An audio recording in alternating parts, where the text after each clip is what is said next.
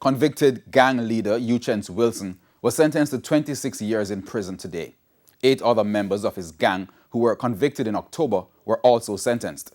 Kirk Wright has the details. In October, Wilson was convicted on 10 of the 34 charges brought against him. Today, the judge sentenced Wilson to 114 years for all 10 convictions. But Wilson won't spend all that time in prison.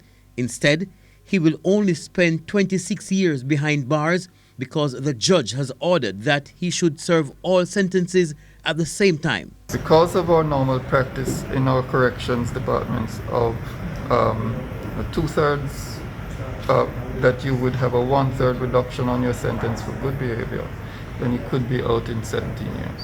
The judge also spoke of a limitation in the anti-gang legislation, which speaks only to the sentencing of gang leaders and their members, and not about aspiring members who demonstrate loyalty and commitment.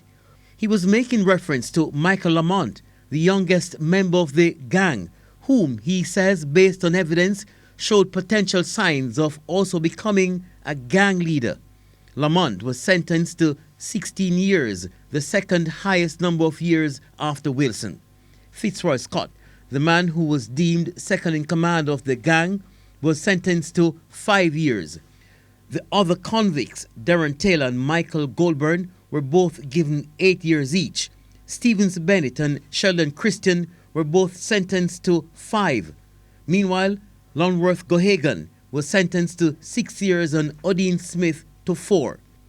During the trial, the prosecution accused the 9 men of carrying out robberies, shootings and other serious crimes in various parishes between 2015 and 2017, which netted them $400 million.